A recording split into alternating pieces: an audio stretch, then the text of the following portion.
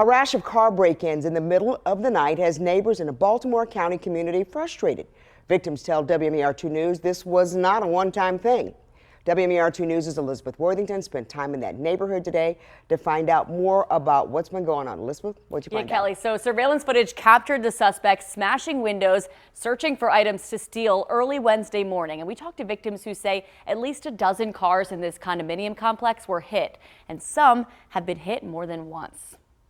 See them all sprint out of the car. They were in and out in about 2 minutes, but they left behind thousands of dollars in damage. And this kid, I think he's just waiting for the other two, so he just smashes this other window while he's waiting. Derek Hecker was sleeping, but his security camera captured the group of vandals breaking into cars outside his building on Deer Run Court in Halethorpe. He was spared this time, but he wasn't so lucky over the winter. In January, his airbag was stolen in a break-in. He and his girlfriend were without a car for about 3 weeks as they waited for parts to come in. Basically, once we got the car back, about a week and a half later, we got our window smashed again. The second time I was like, I don't even know what to do. I guess I'm just going to live with it, so I decided I'm just going to pay for more on my insurance, and I lowered my deductible to 0, and I guess I said I'm just going to get my window smashed every now and then.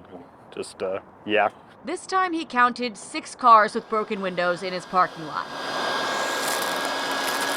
But just across the street, there were more. I couldn't believe it, and it happened like at 3:30, 4 o'clock in the morning. When WMAR-2 News arrived on Thursday, repairmen were replacing the windows of 2 cars. Nancy Daniello says this happened to close to 15 people who live in the River Chase condominiums. Just like her neighbor Derek, she's a repeat victim. Last year, I had my Hyundai Sonata stolen as well. According to Baltimore County crime data, both car thefts and property damage crimes are down slightly in this zip code, and countywide as well. But people who live in this neighborhood certainly aren't feeling that drop. They figure it's a crime of convenience. I assumed they were probably doing it somewhere else, and then they probably went, wow, there's a bunch of cars parked here, and really no sort of security or anything they could do anything about it.